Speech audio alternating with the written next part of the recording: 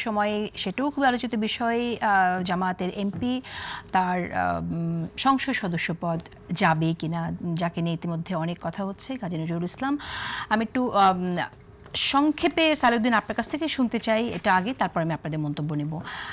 আপনি জানেন যে তার সংসদ সদস্য পদ যাওয়া না যাওয়া নিয়ে অনেক কথা হচ্ছে এবং এটা নিয়ে নির্বাচন কমিশন থেকেও একরকম কথা বলেছে। আপনি কিভাবে দেখছেন?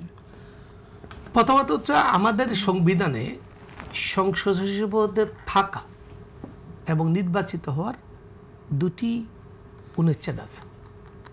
একটা হচ্ছে 66 অনুচ্ছেদ, যেখানে থাকা না থাকার বিষয়টা বর্ণনা দেওয়া আছে।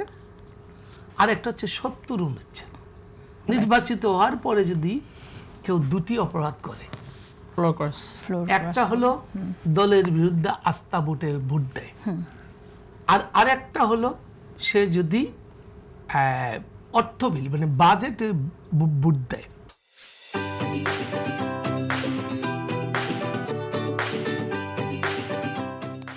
তাহলে আপনি স্পষ্ট আমাদের সংবিধানে যা লেখা আছে তাতে তার সদস্য পদ যায় না, কিন্তু আমি মনে করি তার সদস্য পদ যাবে। কেন যাবে? এটা ইলেকশন কমিশন হয়তো ভুল করেছে, একটা ওদিন একটা বিবৃতি দেখলাম তারা অজ্ঞতার জন্য, তারা জানে না বলে। বাংলাদেশে এই ধরনের ঘটনা ঘটেছে, বহিষ্কার হওয়ার পরও 70 অনুচ্ছেদ লঙ্ঘন করে নাই, 66 লঙ্ঘন করে নাই, কিন্তু সদস্যপদ গেছে। কার গেছে? 1998 সালে বিএনপি দলীয় দুজন এমপি ডাক্তার আলাউদ্দিন এবং হাসিবুর রহমান স্বপন, তারা বিএনপি থেকে নির্বাচিত হওয়ার পর আওয়ামী লীগের মন্ত্রিসভায় যোগদান করেছেন। দেখেন 66 এবং 70-এ এই বিষয়ে কিছু লেখা নাই, কোনো বাধা নাই, কিন্তু তারা নির্বাচিত হয়েছিলেন দানের শীষ নিয়ে বিএনপির প্রার্থী হিসাবে। আর ঐক্যমতের সরকার নাম দেওয়া হয়েছিল, সাংবিধানিকভাবে ঐক্যমত সরকার বলতে কিছু নাই, একটা শব্দ জুড়িয়ে দেওয়া হয়েছিল। ওখানে জাতীয় পার্টির আনোয়ার মঞ্জু ছিলেন, আসম রফ ছিলেন, আর তারা দুজন বিএনপি থেকে গেলেন। এটা নিয়ম। খন্দকার দেলোয়ার হোসেন এবং অধ্যাপক বি চৌধুরী এই দুজন আদালতে একটি মামলা করলেন। এই মামলার নাম হচ্ছে বাংলাদেশ রাষ্ট্র বনাম খন্দকার দেলোয়ার বি চৌধুরী। এই মামলা হাইকোর্ট যে রায় দিয়েছিলেন ওটার বিচারপতি ছিলেন জাস্টিস কে এম হাসান, তিনি পরবর্তীতে প্রধান বিচারপতি হয়েছিলেন হাইকোর্টে। অ্যাপিলেট ডিভিশনের বিচারপতির দায়িত্ব পালন করেছিলেন। দুবার রায় হয়েছে, প্রথমবার জাস্টিস মুস্তাফা কামাল, দ্বিতীয়বার জাস্টিস লতিফুর রহমান, যিনি তত্ত্বাবধায়ক সরকার প্রধান হয়েছিলেন।